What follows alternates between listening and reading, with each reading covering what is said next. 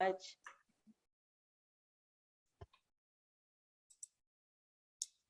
Right, okay. Bismillah ar-Rahman ar-Rahim. Rabbi shrah li sadri wa yassir li amri wa hlul 'uqdatam min lisani yafqahu qawli. So, assalamu alaikum to everyone, all of you, mashallah. It's lovely to see so many faces, and that also on super time. So that's brilliant. So inshallah, we will be looking at the book, The Power of Now today.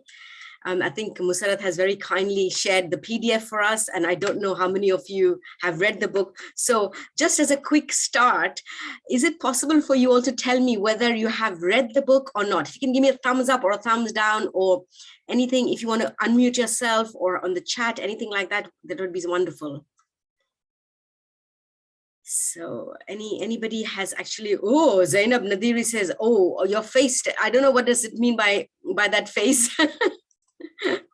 But if you have any, if you have read the book, and because so that I know exactly, I can refer to it, or maybe you can share, or otherwise I will share myself. I don't know. Yes, have not read the book. Thank you, Famida, for letting us know that. So obviously, this is a book that that has been a lot on the radar recently. Not recently, but it has been a bestseller. So who said that they've got who read it? Anyone who's read it? No, Siddhika, you haven't read it. Thank you. So not really, because it's not an easy read, if I may say so to you. It's quite a difficult read book, and I must admit that I had to read pretty often. I had to read a couple of times before I could sort of get my head around everything. And still, I think there is a lot there which I have not grasped in that sense. So it is a book club and it's a book discussion. So it would be really nice if all of you could share your ideas, your thoughts, just stop and just talk really, and or send on the chat. Also, I'm going to request you that if you have another device, or if you've got another browser, really appreciate, because I'm going to ask you to sort of share a few things anonymously online. So if you could do that for me also, that would be wonderful. So if you're on your laptop and if you've got a phone, that would be great. If you're on a laptop, you can have another browser, that's great. Even on the phone, I think you can open your Google Chrome while the Zoom is going on. So you could do that as well. So inshallah, we will look at that. And the book is supposed to be a spiritual self-help guide. Okay, so let's see what this self-help guide is telling us. And there are some deep ideas behind it, and the fact that it is there to discover our true being, they say, and it is to release our pain and find deeper inner peace. So it's promises a lot of things. But let's look at some themes, some ideas, some lessons, and maybe even look at some practical tips from this book, because I felt that it was okay. It was easy sort of understanding the theory, but when actually it came to practice, sometimes it becomes difficult to put that theory into practice. And you will all agree that even Islamic wise, there is a lot of theory that we should do and don't, and this and that. But until we actually put it into practice, we don't get benefit from it. So in that sense, inshallah, Tole explains, he explains to us something called, when we sleep, we move between dreamless sleep and dream state. So either you have dreams or you have dreams.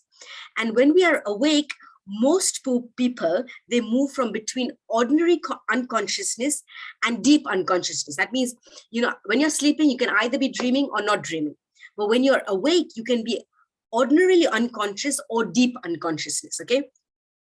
And what he says, very interesting, is that ordinary unconsciousness is most people's normal state. That means we all are in ordinary unconscious. And, you might feel a chuckle and say, yeah.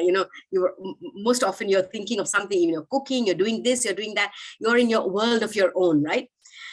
And he says that when something really important tugs at us, some uneasiness comes to us, what happens is this uneasiness leads us to a deep suffering and unhappiness. And when this happens, we become into a deep unconsciousness. So we are always ordinary unconscious, but we go into deep unconsciousness. And this is the state that we need to wake up from, basically saying. So never go into a state of deep unconsciousness. And one thing he says is the best indicator of your level of consciousness is how you deal with life's challenges when they come.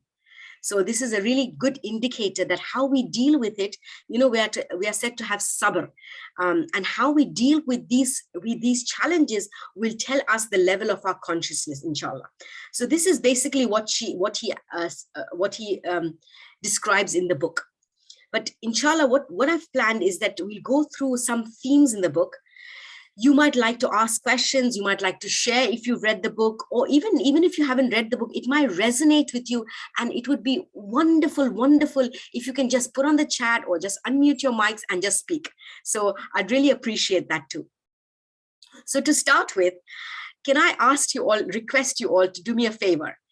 So I'm going to ask you, okay, before we do that, I wanted to ask you, let me just share something with you. Let me share my PowerPoint first. Okay, you didn't get to read it, Zainab Nadira, that's fine. Yes, Tahira, you started reading it, but got stuck. Absolutely. You know what? I have to read every chapter several times.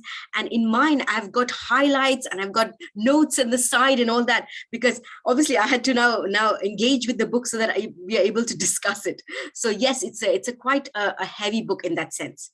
So I would like, so none of you read it. Can anyone tell me if they've read it at all? Because I was going to start off with whether you had any idea of what it is about. Anyone had an idea what it was about, or any thoughts they may have heard about?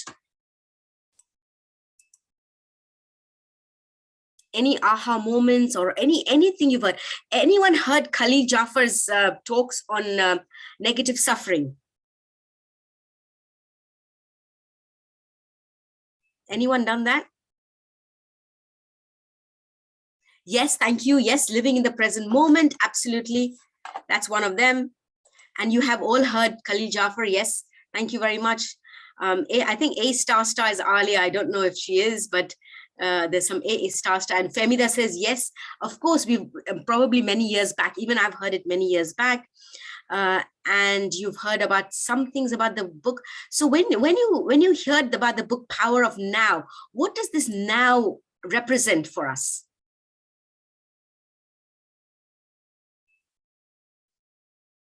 Okay, I won't ask you any more questions. What I'd like you to do is, I'm going to ask you a few agree and disagree things, okay? So I'd like you all to go to this website. Just give me a second, I'll give you a link. So I'm going to give you a link. Yes, absolutely, Maria. It's about the present moment. But sometimes we don't really know what the present moment is all about, right? So inshallah, what we'll do is we'll try and do that in a minute. But I'm going to send you on the chat a link. So if you go to the link, there are 4 statements there, and I'd like you to put whether you strongly disagree or strongly agree, and you can put it anywhere between that continuum, whether you agree with those statements or not. So if there's somebody who cannot actually, yes, Alia, awareness of staying in the moment, embracing it. Exactly, that's exactly what it, but how do we do that? Yes. So I've sent you a link on the chat. Anyone who cannot get to the link, please let me know. So the link looks like this.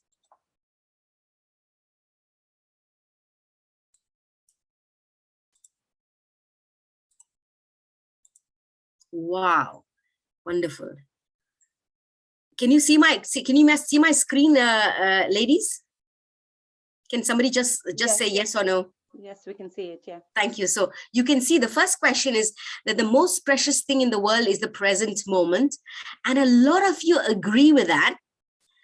All problems are illusions of the mind. Some of us are not very sure of that. How is that possible? We must let go of our past so that it does not ruin our future. Wonderful, yes. Any pain you feel results from resisting the things you cannot change.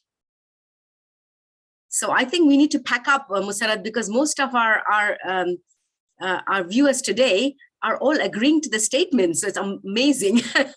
So anyone else still doing it? So you can see 4.4% of you are actually, a lot of you are actually saying that you agree with these statements. And that's quite amazing. Right, let's just wait to see. Anyone would like to share anything about these statements?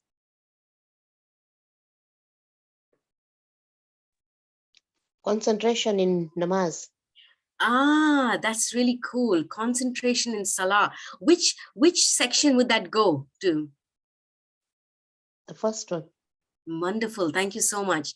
That's absolutely true. The most precious thing in the world is the present moment. And when we lose the present moment, we lose our salah. Thank you so much. That's a brilliant thought. Any other ideas of between these statements? Anything that comes to mind? I think the bit that I was surprised was the way he talked about the mind, that the mind is not yourself, and take a step back and listen to your mind, figure out, like listen to your mind, take a step back, and I think that's amazing, because the mind is constantly busy bringing all these thoughts in, and I found that really quite surprising, because I think we don't normally step back and think of the mind as something different, isn't it? We always think it's part of us. Yes. So all problems are illusions of the mind. And here some of us are not very strongly agreeing with that, because some things can be not in the mind, that can be real. And it's very true that some things can be real as well, because if I have a pain in my head, it's real. It's not an illusion of the mind, right? Exactly. Thank you very much, ZS, that they are all easy to say, but much harder to practice. Awareness, the hadith of the Aima comes to mind. Which hadith, A star star? Which hadith comes to mind?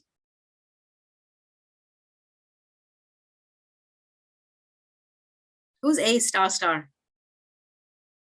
Hello? Musrat, you can hear me, right? Yes, yeah. So yes. I don't. So A star star doesn't want to say anything, but I know she put something on the chat, and she said, "Of the past is gone and the future is not here. Just the present. You're in control." Imam Ali alayhi salam says, "I believe said we waste efforts on future and worry about the past." Yes. Okay. So keep that in thought. That's a great paraphrasing of the hadith, mashallah. So yes, they say that the past is history and the future is a mystery, but the present is now. That's absolutely true. So this was just an exercise of seeing. I'm going to stop that now. So if you haven't, so we have quite a few people. We've got 38 people, but only 13 people voted. But when you see the voting, you can see that most of you agree with that. But in reality, how do we do that? So alhamdulillah, we are going to look at some of the ideas from the book and see how we can look at that. So I'm going to share with you my little PowerPoint. So basically, we're going to look at some ideas, themes, and some practical tips in here. So we looked at some of the ideas about agree and disagree, and the most precious thing in the world is the present moment. And a lot of us agreed that yes, if we lose the present moment, we are losing a very important and very, very precious time. However, how many of us are not present now? In that sense, a lot of us maybe be doing something, maybe cooking, eating, drinking, or whatever, but quite often we are never present in the present. So it's very, very important that he says there's a preciousness about there. And then the other thing is that all problems are illusions of the mind. So really speaking, that sometimes we are actually regurgitating the same thing in our mind and creating those problems for ourselves. That's another important aspect that he says in the book. So the problems are the illusions of the mind. They're not real problems, but we try and make them problems, okay? Anyone disagree with that? Okay. The other one is we must let go of our past so that it does not ruin our future. Now, again, here you cannot strongly agree, because there is a place for past, but there isn't a place for past which is like a gramophone record, which just keeps on going, I wish, I wish, I wish. And we'll discuss that in a minute, okay? So the past is something which sometimes destroys our present moment. And the other one was that any pain you feel results from resisting the things you cannot change. And when things, there's a beautiful serenity poem. It says, oh God, give me the courage to change the things I can, and the wisdom to understand the things I cannot. So, I'm paraphrasing again. So when we resist change, something that we cannot change, that's when our pain starts. That's what he says. And you will remember in your lifetime as well, when I want something a certain way, it gives me pain, right? And the last one is, we must not judge our thoughts. So we always say we shouldn't be thinking of that, we shouldn't be doing that, we shouldn't be doing that. Ask for forgiveness, especially of the past. Yes, so AA said that for the past, we ask for forgiveness so that we move on from the past. Exactly. So we don't dwell in the past, but we move on. Fantastic. Thank you very much. That's spot on. So what he says is now, thinking has become a disease. The reason is, you can see the picture. We are constantly having a monkey mind. Hands up, how many of us have monkey minds? The mind is constantly having all these thoughts. Anyone feel that way? Yes, thank you very much. Thank you for the ones who put up your hand, because we are constantly thinking. And he says that thinking has become a disease in that sense, okay? So let's begin by looking at some of the aspects from the book. Now, the first thing I would like to discuss, Maria. Yes, Maria. What did you raise your hands to say? Oh, you're thinking. Okay, sorry. I thought you wanted to say something, Maria. Somebody said something in the chat. It might be a neurodivergence at times. Yeah. Okay. Right. So the first thing he says, that he has put the word God as being, okay? B-E-I-N-G. So that's how he begins it, that he uses the word being rather than God in the book. And why do you think he does that? Do you think, why could he be doing that? Any ideas? So that you can relate to him. So if he said God, would we not relate to him? That would be above us, yeah. Yes, above us. And so when you say the word God, even Allah is different thing, but when you say the word God, what comes to our mind? Somebody higher. Yes. Yeah. More powerful. More powerful, yes, but those are good things. But here's a quote. So whenever I put a green thing or a colored thing with like this, it's a quote from the book. So he says the word being explains nothing, but nor does God. Being, however, has the advantage that it is an open concept.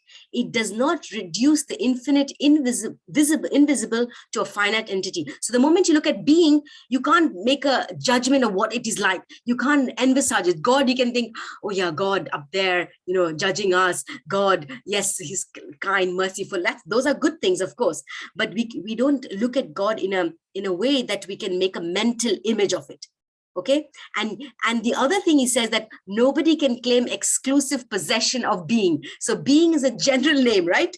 So if he says God, then the Christians will say my God, the Hindus will say my God, Muslims will say my God. So he's so clever in saying that I have used the word being.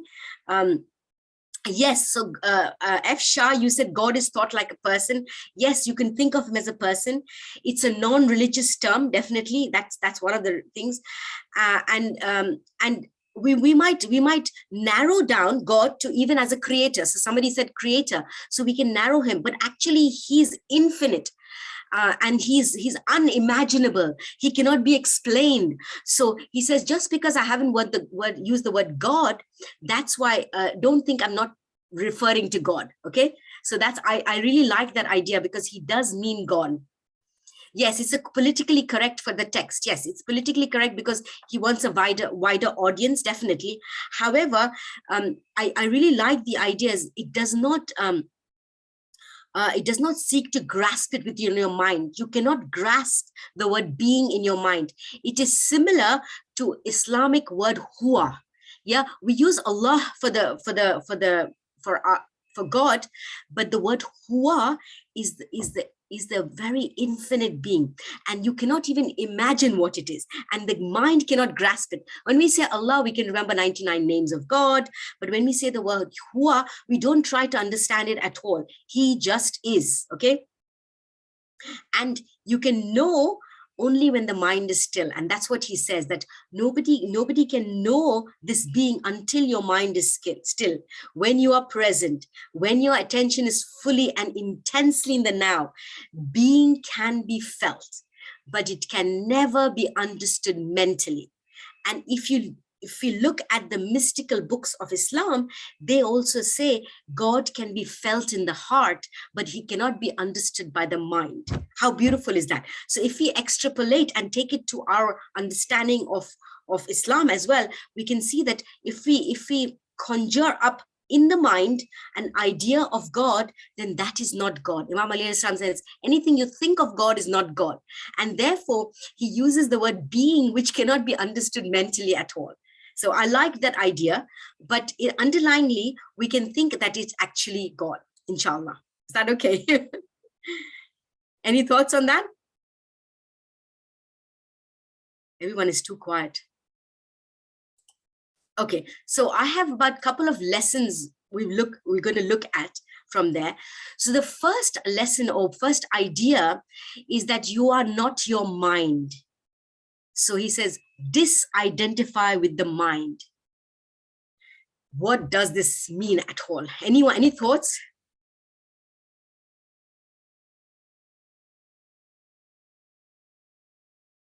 Okay, someone has Your said. mind is part of you. Okay. Your mind is part of you, but you're not your mind, right? No. So who's in charge? They work together. Your whole body works together. Your mind, if you follow the scientific concepts, then your mind has control to a certain bit. But mind and heart work together. Mind and heart work together. Okay. So Zahra says, be the observer of your thoughts. Exactly. So Zahra, that's what he says. And you're right as well. I don't know who, I couldn't see who was saying that before. Who was speaking? There's such a familiar sound, voice. Sister Maimuna, I think. Maimuna, yes. There's such a familiar. I thought it was Nargis for a minute. Okay, so Zahra says you're the observer of your thoughts, or your mind is a ticking data system. Yes, so it's a data system. It could be. So he says you're not your mind. You are not your thoughts. You are the witnessing presence or the observer. So I am not my mind. I am not my thoughts, but I am observing my thoughts. So for a second, if you just stop and see what's going on in your mind at the moment, just observe it.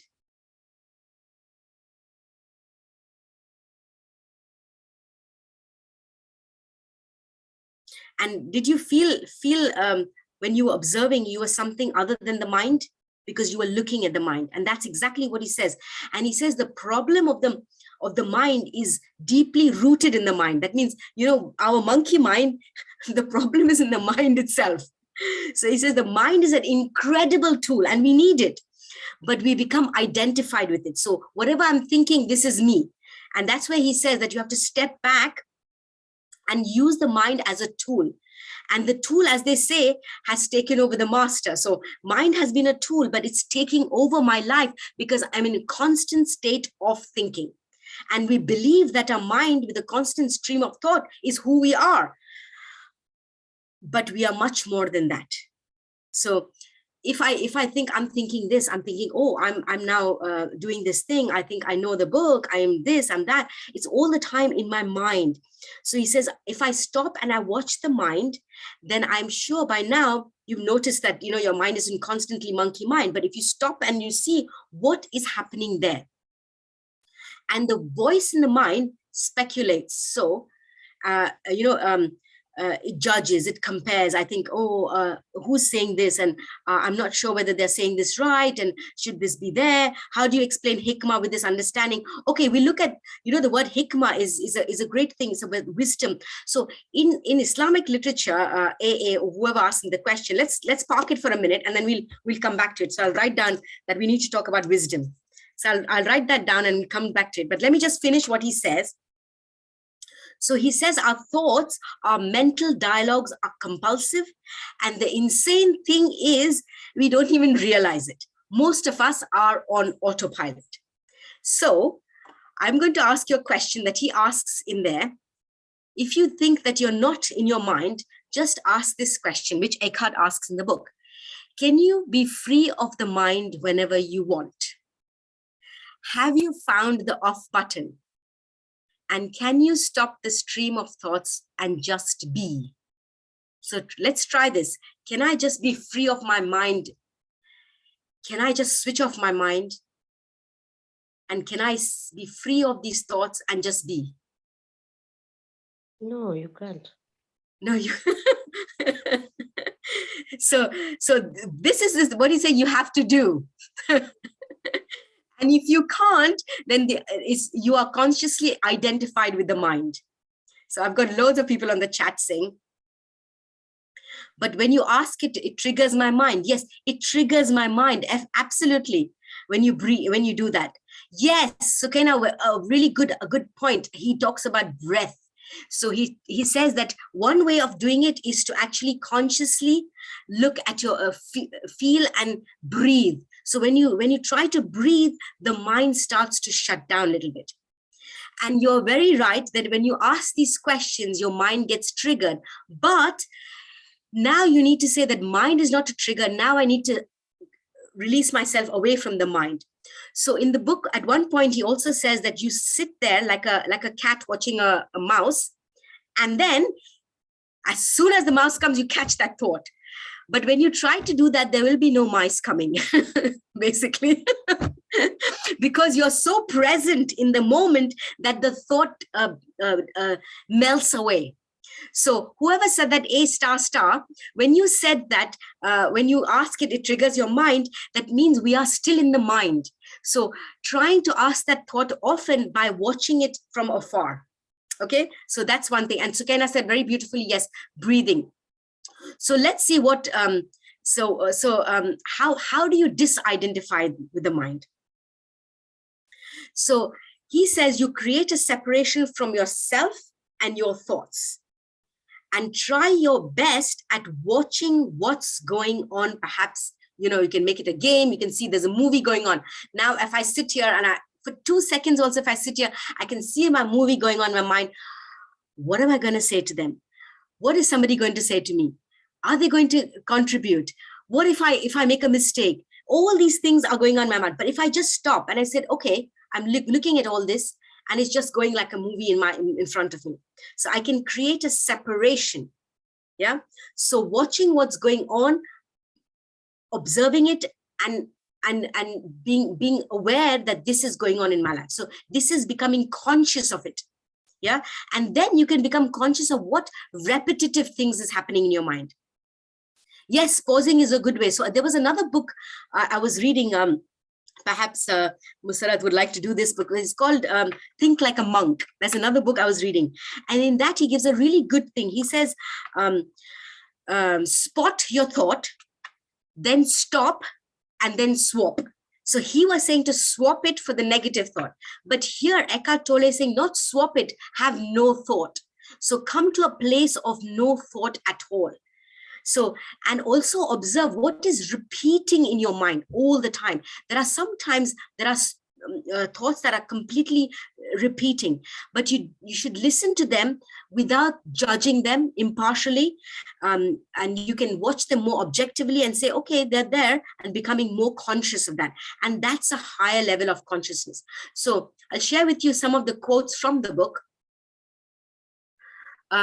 So he says, the single most vital step on your journey towards enlightenment is this: learn to disidentify from your mind every time you create a gap in the stream of mind, the light of your consciousness grows stronger. So remember, we don't want to be in autopilot. We don't want to be deep unconsciousness, and we don't want to be in ordinary unconsciousness as well. We want to be in a state of consciousness. This is actually taqwa, means being aware, being awake to God consciousness in that sense. So he says, first of all, you have to disidentify with this mind. And then he says, the moment your attention turns to the now, you feel a presence, a stillness, a peace. You no longer depend on the future for fulfillment and satisfaction. So just as you are now, you can feel that peace without even thinking of the word peace, you know. So just being there. And then he says, when you continue doing that, one day you will smile with the voice on your head and say, this is the antics of a child. You no longer take the content of your mind seriously. Yeah. So he says, if you are observing your thoughts, can you be your thoughts? So now for a minute, just observe your thoughts. What are you thinking? If you're thinking about something, can you be that thinking? I don't know if I'm making sense. Am I making sense? So if you're thinking of something, can you be that thinking? So he says, if you're observing your thoughts, you cannot be your thoughts. Yeah, correct? So he says, you are much more than your thoughts, and you're beyond thoughts. And there is a great connection to God in there, which is lowered because we are not there. We're all the time there in the mind. He says, when you let go of the mind, you will feel the presence of God in there. I think this reminds me of death. Yes, yes. So at death, we don't think, right? Yeah, we try to avoid. Yes. But yeah. But this makes me think of death, because this is the time when that's when the reality falls in. Yeah. And yes. death So, is real. Yes. So Allah subhanahu wa ta'ala, Imam Ali al-Islam says that everybody will be awake when they die. Now they're sleeping. Yeah. Yeah. So you know, that is the beauty. So we can be awake by the techniques that he's giving us, and we can, you know, you said very beautifully about salah. So we can feel a deeper presence behind the thought. You see, if we can practice this more often, we can have the stop button whenever we want. And when we can have the stop button, the moment we stand on the musalla for prayer, we can say, okay, mind, thank you very much. You've done your job. Now can I sort of start praying and have a presence of the now moment, you know? So somebody says that the sister's point makes me question whether this stillness means no life, but we are saying quiet is presence of being. So it's not no life, but I think what the sister said very interestingly is that you can have the death of the mind in a way. So it reminds her of death, because death is the final abode of peace and being present, because now our mind is completely not working. So I think that's what she means. But when we have life, yes, we are breathing, but we might be unconscious, and that unconsciousness is death. Does that make sense, sister? Whoever's talking about it. So A ***. Somewhat. Okay. So it's we have to separate the life as in flesh and bones through the life in reality. So there is a deeper reality to life, and there is a physical reality to life, right? So the deeper reality lies within us, and that is what we are awakening. Does that make sense? And when we keep that presence all the time, eventually we will experience no mind gap. So we will experience when you're not thinking anything, and they will be short, but they get longer as you go along. So he's saying that try and bring no mind gap. So, you know, try and not controlling your mind, but watching your mind, because if you control it, it comes even stronger, you know, says, you're starting to control me. I'm going to say this. Okay. So this is another good question. Yes, we need to die before we die. Yes, before. Tahira Dala, thank you so much. So another question, how do we make decisions? So I'm going to put that pocket as well. how we make decisions also, because he says in the book, I don't want my thoughts to sort of sway out, but he says in the book, there are two things. There's psychological time and there's clock time. So clock time is where you make the decisions. Psychological time, you have to give up, where you know, you have got this tape recorder playing in the mind. So we'll talk about it in a minute if you want, but that's basically what he says. So you have to have time to put your goals, to think of things. I had to, you know, spend time and think of how, I really had to think of how to present this. So it's not about not giving up your mind. It is a tool. It is needed. It's to be used in clock time. That means I used it and then I said, okay, I've left it. Now I'm not going to keep regurgitating, because if I regurgitate the same thought, it's a repetitive thought and it doesn't do me any good. You are relying on intuition. Is that, yes, absolutely. There is intuition that comes to you when you are in the present, which is Allah subhanahu wa ta'ala's light, which is being awarded to us, because we are present with Allah. You know, we are present in God consciousness. We are not somewhere in our mind. And when we are present, there is more intuitions, absolutely. So you are in a moment of presence, you will get those intuitions. Okay. What about detachment? Yes, so detachment, one way to detach is not to be in the mind, right? So all of our attachments very often are actually in our mind, aren't they? Yeah. Any attachment is a mind attachment. Yeah. Do you agree or disagree? No, I agree. So detachment, yes, detachment is in definitely is to let go in the mind. That means if today I have this laptop, I'm okay. If tomorrow I don't have it, I'm okay. You know, so now I'm detached from it. So it doesn't, it's kind of just like clock time, that you need it for your purpose, but you're not you know, flustering about when you don't have it. Right. To rationalize even in the mind is needed. Yes. So you're right. To rationalize, you need the mind. To think, you need the mind. To make a PowerPoint, you need the mind. To discuss this, you need a mind. However, that mind is a tool. What we are doing with that tool is letting it master us. So here he's saying, don't let it master us. You master it. So when you want to stop it, say, thank you very much. Here's that stop button. Do you get it? There's a subtle difference. We need it. And that's why Allah subhanahu wa ta'ala has given it to us. Yeah. So whoever has put it on the chat box, we do definitely need it. You know, it's definitely there for a rational tool. We need it at certain points, but we don't need to carry it along with us everywhere. Does that make sense? And one of the ways to do is dhikr, you know, our remembrance. When we do dhikr, it's kind of a meditation. But how often do you and me do the tasbih in a state of unconsciousness?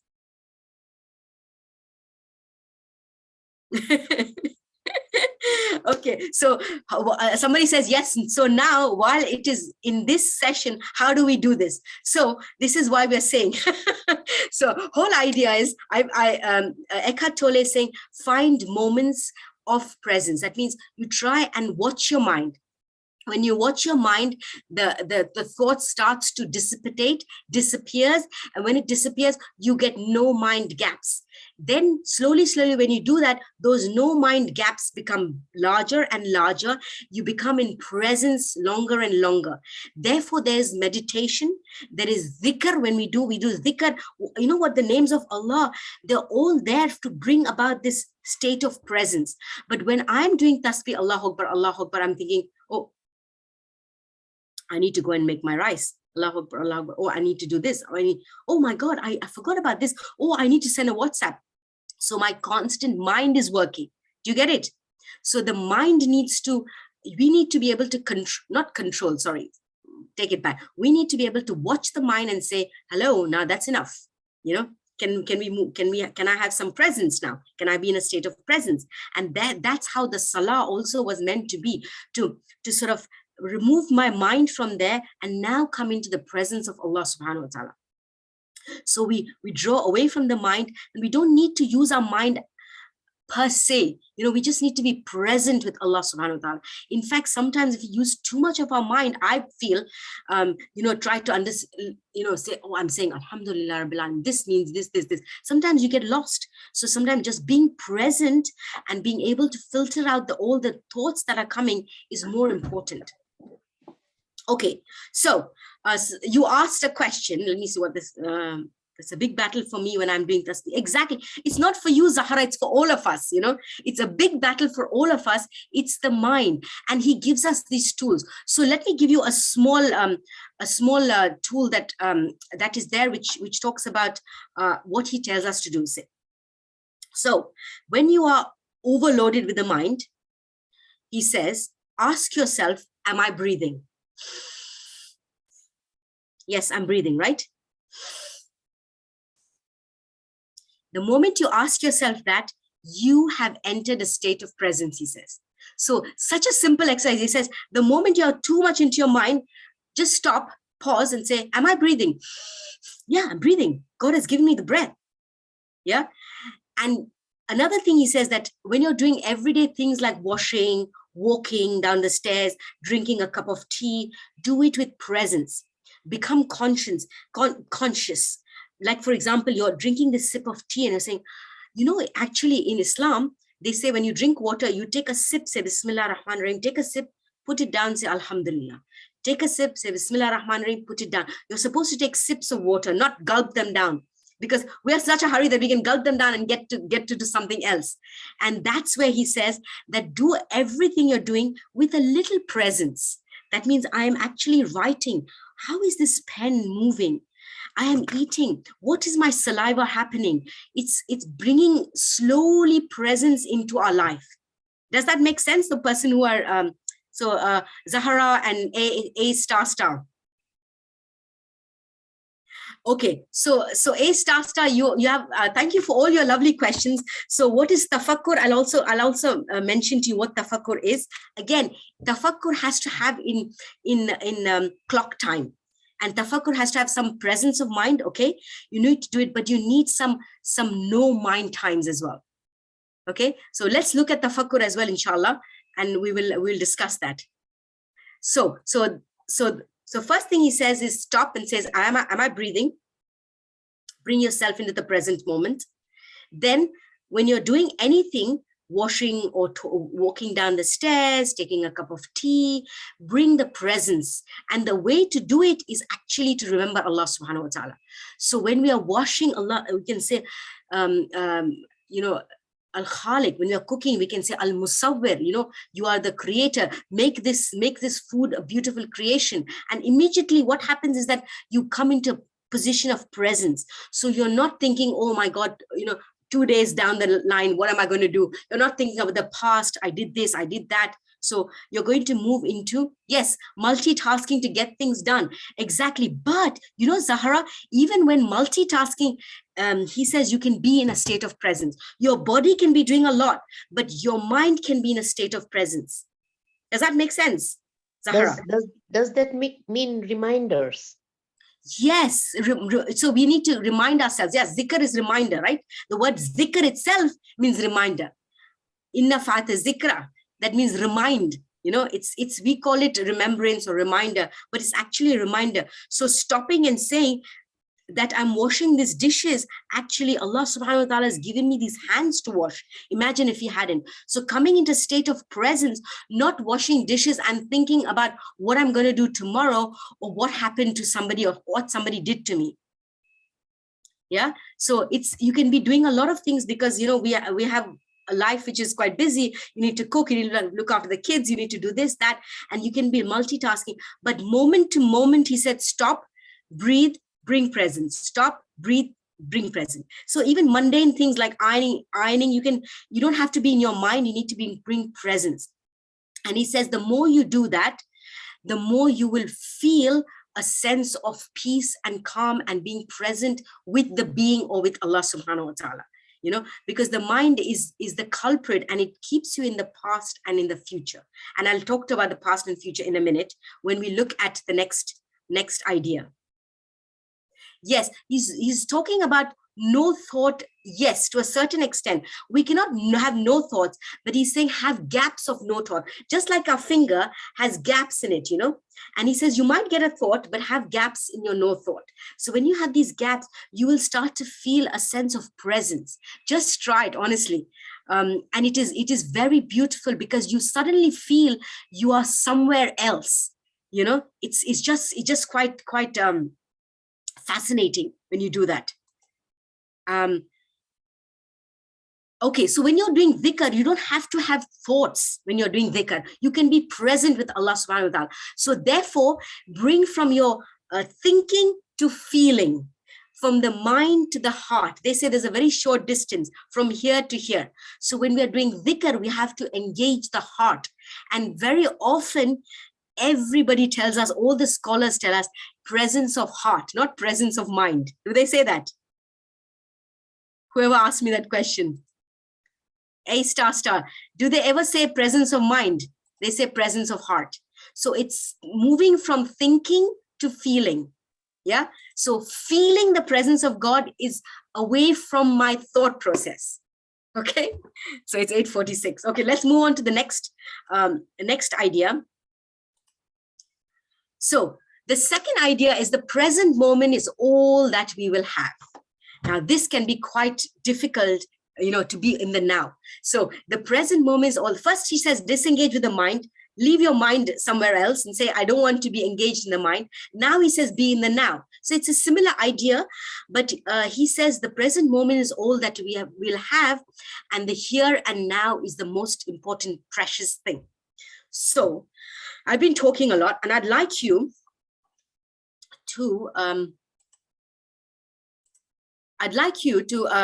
tell me two most common bad feelings you think of. So I'm just going to stop this screen sharing. I'm going to send you something else. Hold on a second.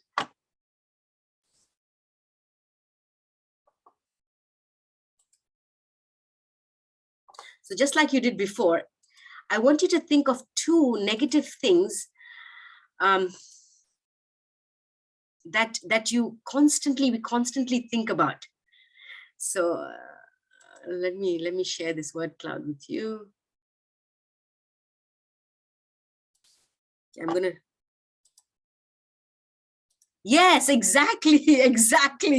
So a good one. Can you put it on the cloud if you don't mind? I've sent you a link. I'd like to see all the words and see which ones are more common. So I'm going to share my link with you. Yes, Zahara, wonderful. Can you put those words on the word cloud for me, please?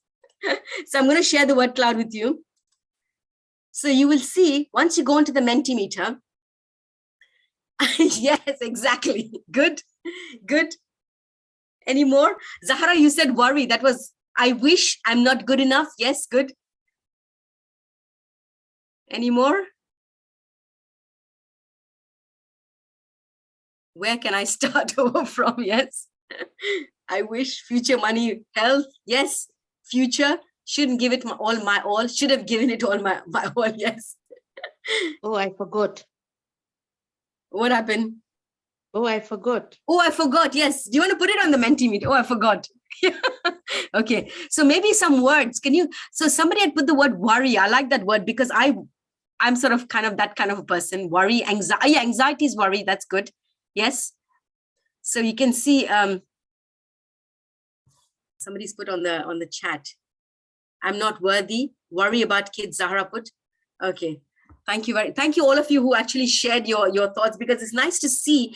And you know, the more often you say those words, the bigger the word gets as well. So it's really clever in that sense, this Mentimeter. I love it. Not happy for what you have. Yes, exactly. So there are certain things that happen. Yeah. Okay. Stop sharing. So true that you know, you if you go to see, so I wish, self-doubt, some of you are still putting in some more. Always, yeah. So if you were to categorize, most of them, where would you categorize them? So I would say most of them either are worry or regret? Would you agree? Worry and regret. Yes, correct. Thank you very much. Regret and worry, absolutely. A star star. I think you've read the book, have you? So you can see, no, you haven't read the book, but you're very clever, mashallah. Or you understand psychology. Have you done psychology before? Okay, no. So if you see on a general level, you will see that I need to share my screen back again. 1 second, okay? Yes, they are in the past and the future. Absolutely. There's no doubt about that. It's in the past and the future. Thoughts are about the past and the future. Yes. So regret is your past. Worry is your future. And these are the two most important obstacles for being present. Would you agree?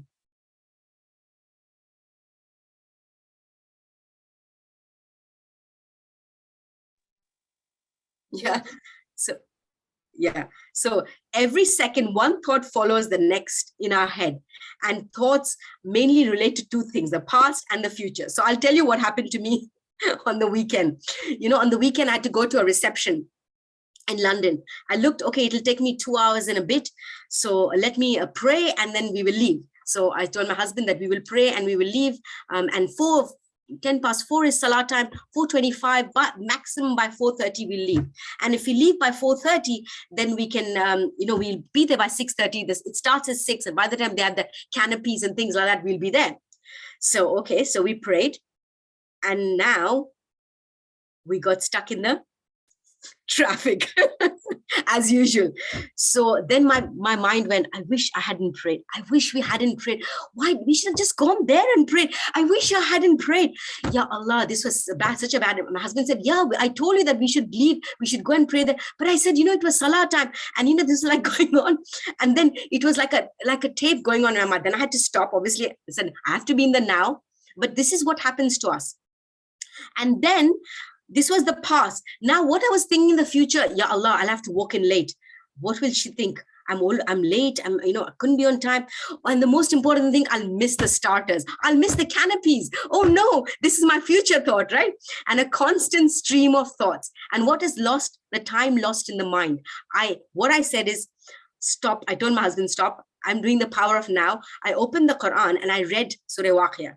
And immediately there was a sense of presence. Because the future and the past didn't matter. Okay, if you're stuck in traffic jam, even if you don't get dessert, it's okay. We'll go there, say congratulations and move away. So it was bringing yourself in the presence. Otherwise, that whole journey would have been so terrible, right? So some of you are saying something. Yes, sometimes they propel forward, sometimes they don't. What do you mean, A star that they propel forward? What do you mean?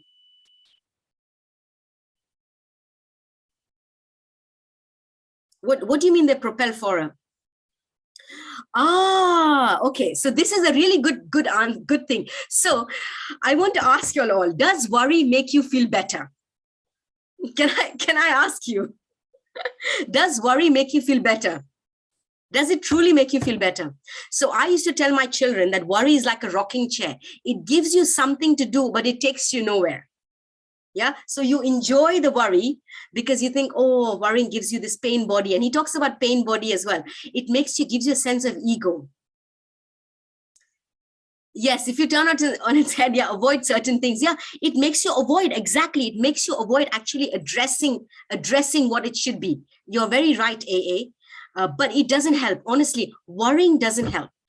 If there's something you can do about it, do about it. Otherwise, there's no point in worrying about it. Yeah, and the worry is what leaves us hanging and never brings us to this present. So we are occupied in the past or the future, and we are never really present. And you might be able to give me thousands of examples in your own life where such a thing may have happened, right? Where you are worrying about the future, you're worrying about the past, and things in the present become all haywire as well. Sometimes, my food has got burnt. Now the guests are coming. What will happen? And then the second food will get burnt because you're in this worry state and you're not in the presence of peace, because Allah is as-salam. And immediately we come to the place of as-salam, right? And therefore, Eckhart Tolle says the only most important time is the one we think about least, and that is the present moment. Because, I'll tell you why. Because everything happens in the present moment, he says. I've shared you the screen, right? So obviously, the two most important is worry and thing. And then he says the most important time is the one we think about least, which is the present moment. And he says that in the book. We don't think about the present very often. And even if we are in certain things, we are not present. Some of us, even while we are sitting here, we might be thinking, actually, I haven't still eaten my food. I have to give food to the kids. You might be thinking, I'm like, for example, I might be thinking, I still got food on the table. I need to go and put it away. I could be still thinking of that and not being, and the present evades me.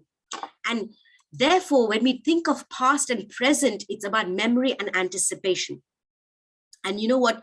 Everything we feel, is in the present, actually. The past is nothing more than all present moments that have gone by. So the past is the present that went by, okay? And the future is a collection of present moments which are waiting to come. So this is also present moment. This is also, this present moment is gone. This present moment is coming. So why not just stay here?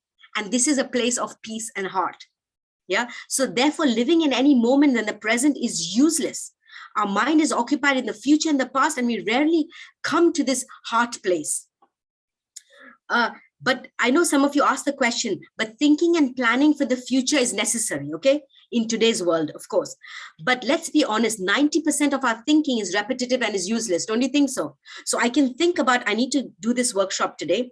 I need to think, what can we do? Can I make the PowerPoints? How shall I do that? I have to think, but 90% of it is useless thinking. And I'm sure most of you will agree with that. And I feel, that I feel something is definitely useless thinking I have. For doing wudu, we have du'as. For drinking water, we have dua. For changing clothes, we have dua. We have dua for everything. Why do you think it is there? For us to come into the present moment. Why niyat is there? It's to come into the present. I'm praying this salah for the presence of Allah subhanahu wa ta'ala, for your love. So my niyat has to bring me in the present moment, but my niyat is also done unconsciously quite often. And therefore, I never land up in a present moment. So let's see what all of you are saying. Okay, so A star saying, yes, so Shirin, you're very right. Worry gives a false sense of control. Excellent. I love that statement. And he says that as well. You're worrying things that you're in control, but actually your worry is not making you in control, because therefore your ego, because you want to hold on to the worry, because my ego says, I'm a pain body. I'm the victim. Something is happening to me. So it gives you a false sense of control. And thank you so much, Shirin, for sharing that, because I truly believe that. And Can I of say course, something here? Yeah, go on. Yes. It is said that instead of worrying about a distressing situation, turn your thoughts and send a prayer to that person. Even Yes. if it is negative, it turns to positive. Exactly. Well done. So instead of worrying about what happened, you say a prayer. Or if it's to do with somebody else, it's to a prayer. If it's a worry for your life. So A star is saying, I think my worry pushes me to be hopeful. Has anyone found this? Does anyone feel that worry makes them hopeful? No, not worrying. Hope So comes hope comes with faith. Yes. Okay. So, a really good example she's given is that when a loved one is sick or ill, then move into the realization that the power of this is within him, and worry changes to hope. Yes. So if you're to start with only, why does it be a worry? Could it be a hope? But like I said, turn the worry to prayer. Yes, turn the worry to prayer or hope. Yeah, hope or prayer. Yes. So you can do that. And of course, it's natural. But if you can become conscious of that worry, you can swap it. So spot it, stop it, and swap it. Yeah. So A star, what you're saying is true, because sometimes we cannot stop ourselves worrying, but we can swap it to make it more positive into hope. Definitely. Okay, does anybody start at hope? You can start at hope when you have faith. So you know what they say, nothing goes wrong in a moment's life. So everything is there for a reason. So if today I have an illness, I can see it as a reason for my growth. And when I see it as a reason for my growth, I start at hope, not at worry. Does that make sense? A star star. Yes. Now, okay. Al-Hadi, you're talking about a middle ground. So you don't worry, so you become too laid back. So Eckhart Tolle says that no, you don't need to be laid back, and you don't need to worry. So it's not about saying no, I can't do anything about the future, and you can't sit and say, oh, God will just send everything. So there is definitely a balance, but it's not a worry, it's a plan. Okay, it's a plan. So if I can change something, how do I change it? I sit and I plan through it. So laid back is just saying, oh, okay, this has happened to me, I can't do anything about it, so be it. I have got diabetes now, I won't do anything. So it's not about being laid back, and it's not about being not worrying. Change the worry to actual planning. Turn your negative thoughts to positive thoughts. Yeah. So yeah, you can do the thoughts, but he says sometimes don't even need thoughts. You can take away thoughts completely, and be in the presence. Yeah. If you think positive, then you will become present in the positive. Yes. So the last that it is said that you are where you are, like you said, when in the traffic light, the traffic jam, you are where you are, where God has wanted you to be. That is the best for you. Exactly. So yes, Tahira, a very good point said that we don't need to swap. The swap is to look at the positive of it. Yeah. Sometimes, yes, you can have emotions, you can look at the emotion, but he says, look at the emotion, observe the emotion. Do you understand what I mean? So when I say swap it for something better, a more positive thought, or no thought at all, he says. So the swapping is not for anything but to bring in a more positive aspect. And yes, you can say this too will pass. Yes. However, Tahira, if we can see a benefit in this and don't want it to pass and see the benefit, then you wouldn't want it to pass either. Yeah. So you want God to give you, not to pass it, to give you a strength to hold it. Yeah. That's the beauty of it. Stepping stone is worry. Okay. Yes. Okay. Maybe A star, you can look at what actually worry is and change worry to another word, because the word worry in itself has a negative connotation and it draws your energies down. So your vibes come down when you worry. So maybe you can make it into a positive word and not worry, because positive, if it is a positive one for you, that's fine. But generally worry is not a positive word, because worry is something we cannot do about, right? Worry is when we won't be able to do anything about this. So A star, maybe you can think of that. So Nafisa, thank you very much. Also, I think building on a reliance on Allah helps. So I'm going to try my best, but then accept that whatever the outcome is really in his hands. No matter how well planned I am, I know the one in ultimate control is him. Absolutely. So the third point is that, you know what, you have to accept. So acceptance is his third lesson. So well said, Nafisa, that tawakkul and acceptance of what God has given us is the key. But to actually practice acceptance is necessary to be in the present moment. And that's what he's saying. So if you're not in the present moment in the mind, that acceptance will miss us. We will think we're accepting it, but actually the mind is playing tricks on us. So that's where I really want you to think about it. Yeah. Who mentioned that? So if you can think about that sometimes, Nafisa, that acceptance and tawakkul is when you're in the presence of the moment. Okay. Yes, okay, thank you very much, A star. Okay, so the exercise he says for you to do is listen to your mind for 10 minutes and see for yourself what it's saying. So every day you can spend 2-3 minutes listening to your mind and say, is it taking me in the past? Is it taking me in the future, or am I in the present? Is that okay? So it is actually doing some little exercises of watching what your mind is telling you.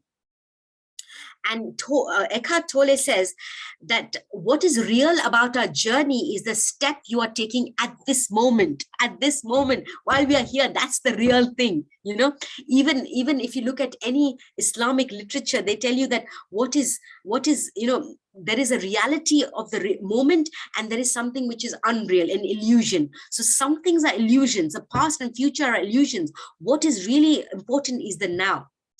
So you may have outer purpose, you may have goals, you may have things you want to achieve, but the most important step that you are taking is the taking now for that goal as well. So today, as we sit here, we want to become better human beings, and this is our goal. But as we sit here, we're present and we're learning about what he's telling us. Yeah. So that is the real key. Yeah. So Busarat reminded me on Sunday that we're doing this book club. Do you remember? I said, yes, I remember. And now my mind started to have a regret. Ya Allah, I could have done this long time back. Busarat reminded me, I have got 3 days. Now what shall I do? Then it started to worry.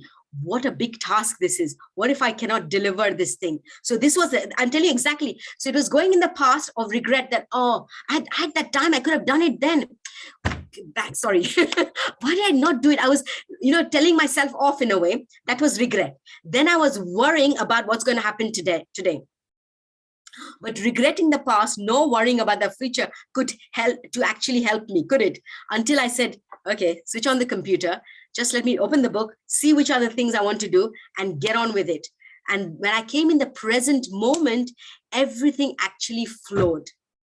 Does that happen to you very often when you have to do an essay, when you've done a master's or whatever you've done before, and you've procrastinated and you told yourself, I wish I had done this earlier. You have guests coming in, your last minute you're cleaning. I should have cleaned this yesterday. And you are never in the present moment. So we don't enjoy life. What happens is that we miss the moment of time. And that's where we are in regret and worry. Nikat, it is okay, said so that yeah, go on. It is said that were it not for the last moment, so many things would not be done. Okay. So you think last moment is a good thing? No, not at all. No, it's not a last one. Sometimes when you do things in the last moment, it cannot achieve what it had to achieve. But if you are present, even in that last moment, you're not in the regret or the future, then we can achieve that. Yes. Yes. I agree with that. Yes. So you can enjoy it, not, when we want to write the essay, do this, do that, plan these things, we cannot enjoy it because our mind is dragging us down towards worry, regret, and towards the future. Yeah, I totally agree. I think even with children as well, sometimes we're constantly worried and we miss the moments, don't we, with our family, with our children, because we're constantly worried and planning so much ahead that we miss the moments, and then they grow up too fast, isn't it? And then we start regretting, so we go back to the repetition. Yeah, correct, exactly. So we do need the past and we need the future, because the future and the past, it's a memory and anticipation. We need the future because we want to anticipate our life. We want heaven and Jannah and Jahannam, and we need to go further to Allah subhanahu wa ta'ala. All these things are anticipation of the future, but we don't live in it. That's the thing. And we need the past for memory, for how to change and do things differently. So he says, learn to use time in the practical aspects. So when you asked me about how do we plan for the future, how do we do that? It's about using your clock time. So I have 2 hours now. I'm going to use this time to say, what are certain things I need to do, right? But when you build up all the worry, it's psychological time. It takes away our psychology, it bogs us down, and that's the psychological time. So clock time is needed, but psychological time needs to be getting away from. That's what he says. So he uses 2 words, clock time and psychology. Clock time is for goals. Psychological time is just a worry and regret in future and all this compulsive thinking that we have. Does that make sense? So if you set yourself a goal and work towards it, you are using clock time. You are aware of where you want to go, but you honor and give your fullest attention to it. Yeah. If you then become excessively focused on the goal and then you lose the present moment, then you are not in the now. And it just becomes a stepping stone of the future. We lose this moment as it is. So we don't want to live in the past. We want to live in the now. And it would be great to have a clock like that, a watch like that, which says now, wouldn't it? I thought it was quite a cool picture, so I thought I'd put it on there. Instead of having all the steps that we walked and all the things that is happening there, and nowadays the watches give you the WhatsApp, and it constantly gives you this stimulus for thinking. So I would love to have a watch which says now. Okay, so reflective time can also come as a clock time. So today I'm reflecting on it. I can reflect and think about certain things, and that's clock time. But it's not wasted time on past and future. Do you get what I mean? So the one who said that, A star. So there is, you use that time. I'm going to do tafakkur. I'm going to reflect on the Quran now. I'm going to reflect on nature. This is the time I'm spending to reflect on the nature. But suddenly, you go out in the nature, you look at the tree, you think, wow, mashallah, nice nature. And then your mind takes you somewhere else. Oh dear, I haven't done my shopping yet. There is no bread at home. There's, like kind of, it takes you there. So even when you start to use that time for tafakkur, that mind just takes over. And what he's saying is that just be aware, watch what's happening, and then slowly you get these no mind gaps. And it's beautiful because you're in a state of real peace and presence. So here again, he says one conscious breath in and out is a meditation. So whenever you're feeling this overwhelm, he says, just take one deep breath and just say that I'm alive. Okay. So that's one tip of his that he says that we should do. Okay. So, and the last idea, Musarat, the last idea is acceptance. So a lot of you said that accept, tawakkul, give it to Allah and say that we want to accept. So like I said, when we resist what is, that's when we lose our peace and our understanding. So he says the only pain you really suffer is the one you create yourself. And the pain you create is all in the mind. And it's nothing but the result of the things you cannot change. So if there's something that I can't change and I do not accept that this is happening to me, that's when I get pain. Does anyone have any thought over there? Okay, somebody's saying something. Yes, definitely. So the only pain you really suffer is the one you create yourself. And pain is nothing more than the result of the things that you cannot change. So obviously, when I say, why is this happening to me? Why me? Then that's when the pain gets more and more. But like somebody said, you just accept this. And you say, this is something I needed for my growth. Then suddenly you sort of change it. And we have no means to change many things in our life, right? Quite frankly, there are we cannot change many things from the future and the past. The past, though, we cannot change anyway. And the future also, there are certain things we cannot see.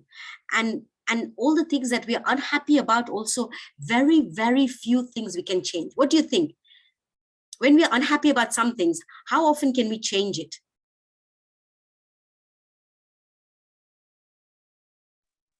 We'll probably change it for the worse. Yes, that's a good one, actually, because we have no idea what's going to happen in the future. Only Allah gives us this. Yeah. But what happens is we develop a resistance. And he says, when you resist something, that's when it persists. There's a saying which says, when you resist, it persists. Yeah. So when you say, why it's happening to me? Why it's happening to? Why she always does this to me? Why he does all this to me? And it keeps happening again and again and again because we haven't learned a lesson from it. So if you are distressed by anything external, he says, the pain is not due to the thing itself, but due to your estimate of it. And this you have the power to revoke at the moment. So it's my thoughts that are giving me the pain, he says, because I'm resisting it here. And I'm saying, therefore, it's giving me the pain. But if I let go that spring, if I let go of that spring and don't resist it, the pain won't be there. So there are a couple of quotes he's got here. He says, focus your attention on the now and tell me what problem you have at this moment. So just for 2 seconds, just stand here, stay here, and just be in the now. Do you have any problem? You might have a little pain in the leg, but besides that, have you got any problem? Okay, let's see what everyone is saying. Yes, definitely. Attitude, you have to change your attitude, give up control. Whatever you are looking at for you will see. So thank you, A star. No problem, alhamdulillah. Anyone felt a problem coming in the moment? Just be in the moment and say, do I actually have a problem now as I sit here? Anyone can say, yes, they do. So we can sort of learn. Anyone can say that they do. Okay, so what he's saying is that when you focus your attention on the now, even the problem disappears. And he says there are no problems, only situations to be dealt with. Okay. I will talk to the person who says that they do, and let's see, we can change your perception of it. So he says there are situations to be dealt with, not problems. So if I have a backache now as I'm sitting here, it's a situation I am in, which I have to resolve, either do yoga, join Musarat's yoga class, or do something to relieve that. And it's my lifestyle as well. And it's the way I did. So it's a situation I need to deal with. Adjust your questions to start off. Yes. Adjust your questions could be yes. So what he's saying is surrender is the intersections between acceptance and change. So when you can surrender and accept what change you can bring about, that's when you are actually in the now. So it is not about defeat. Spiritual surrender is empowering, that I surrender to whatever is. And it is about consciously choosing a way of life that embraces my hope and tawakkul in Allah subhanahu wa ta'ala. So I address the situation as they arise, but I don't dwell on the situation all the time, because that's what takes away my peace. Okay. And what he say? So what he says is that if you get the inside right, the outside will fall into place. What do you think of that? Primary reality is within and secondary reality is without. I love this quote, actually, what he said. Anyone would like to expand on that and say what it actually means?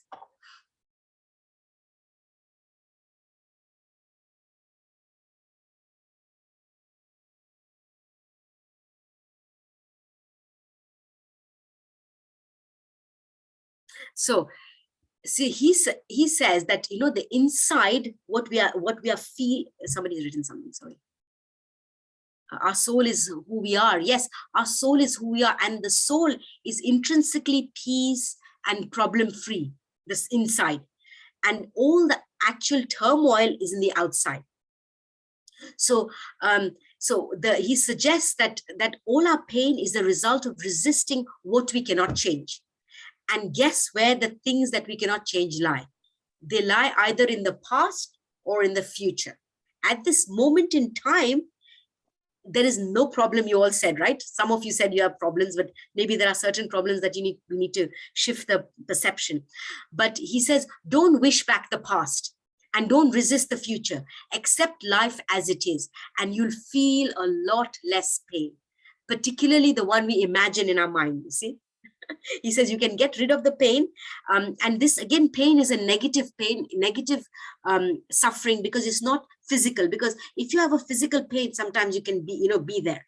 But, you can get rid of anything. So if you ever done yoga, you will see that suddenly they're asking you to twist this way. And, this morning I was doing yoga and she asked me to twist in a way that I couldn't imagine twisting like that. And everything, my whole mind stopped. I was concentrating so much on that actual twisting that it became like a sense of real presence. And when we stop that chatter in the mind, that's when we can get rid of that, even that internal pain. So you can free yourself of pain by constantly observing the mind and not judging our thoughts. So somebody's saying something. That's why it is said that Allah says Yes. the relief of the pain is within you. Yes. The disease is within you and the cure is within you. Yeah.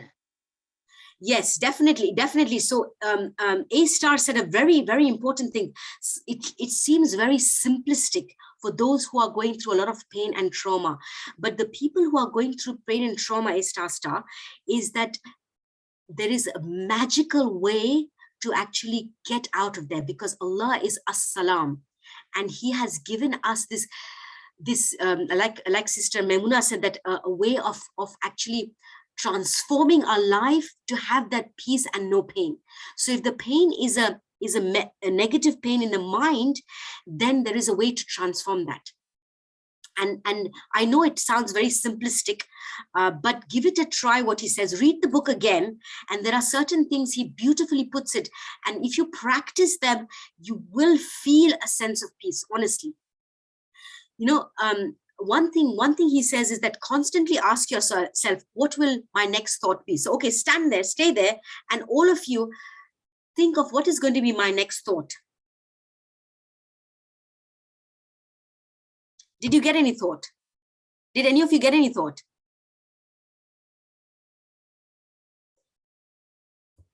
I don't know who's saying something on the chat.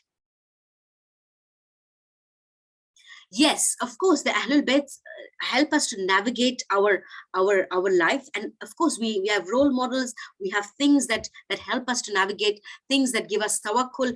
Definitely true.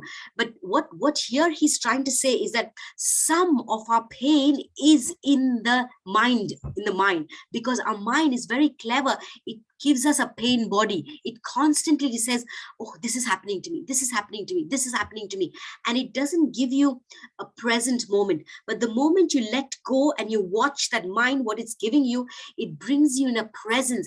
And God is Al-Hayy.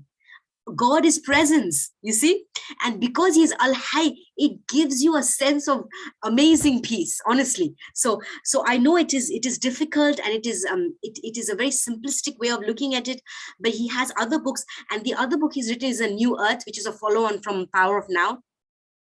And there also he gives us some tips on how to create relationships, how the ego doesn't let you create good relationships. So I understand that, and in 1 hour we cannot really understand the whole idea of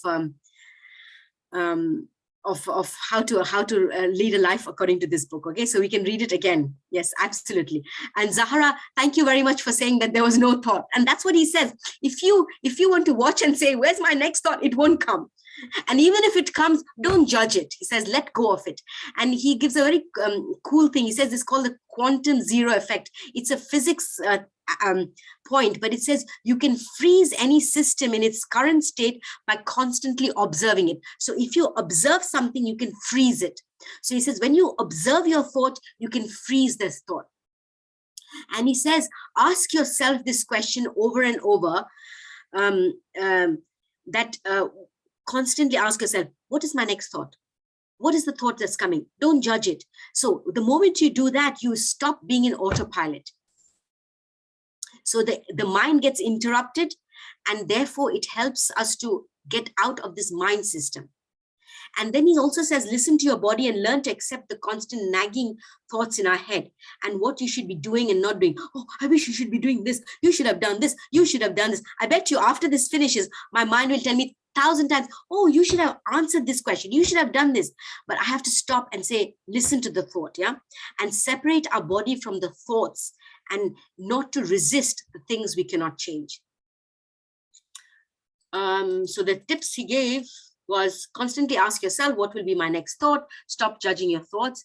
And then he says, whatever you resist not only persists, but grows as well.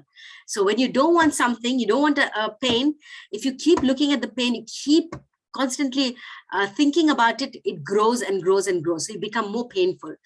And then finally, oh, this one was not point. Okay. Okay, I think we'll stop here. I think I gave you three issues in there, and it's nearly coming up to 9:30. So just tea was mine. Oh, okay. So your thought was tea. So that's great. So the tea was not giving you pain, right? So the tea was giving you a nice thought that there's tea there.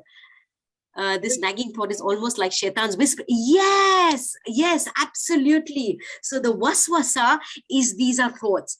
So my last thing I want to tell you is that in the book, he says that your thoughts are the cause of your pain.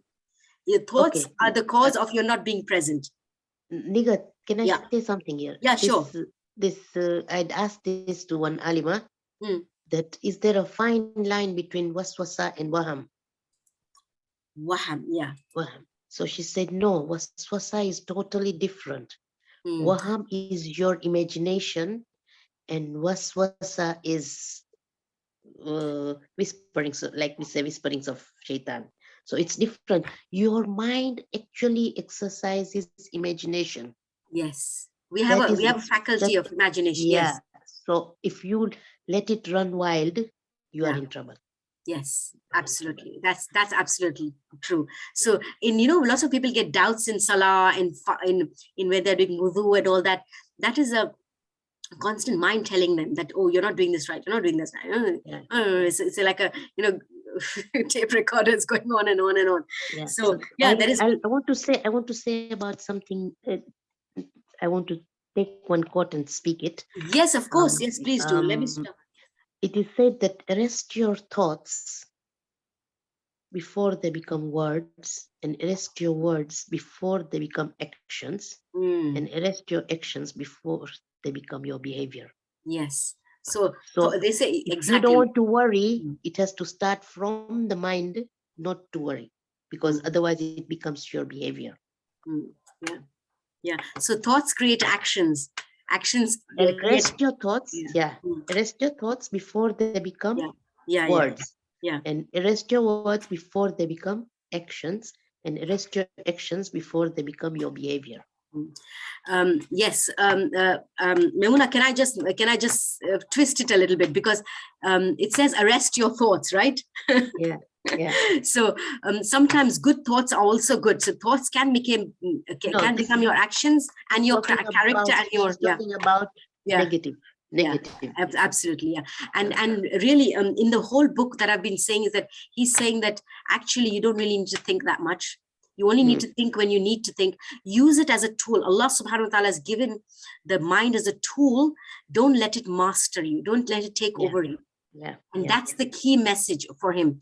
And the key message, everything in balance. Yes, in balance, but being able to master it. Yes. Yeah. Absolutely. Yeah. Thank you for sharing that quote. And it's really nice when you all share, because if you have all the lovely things. And there's some wonderful thoughts. My last question, of course, was about hikmah. And whoever had asked that question, I've really pinned it down as a parking lot. So can I quickly say that, Ikra? Ikra Library. Yes, so the one thing I want to tell you about hikmah is wisdom, is that they say that knowing tomato is a fruit is knowledge, but not putting the tomato in a fruit salad is wisdom. So whoever asked that question can go and think about what really hikmah is. It's really action, which is which is based on knowledge, really, So sometimes our mind is needed for thinking, and even tafakkur, even for studying, we need the mind, right? But we don't need the mind to take over our lives. So, wal akhiru dawana and alhamdulillahi rabbil alameen. Thank you very much for all of you who joined today.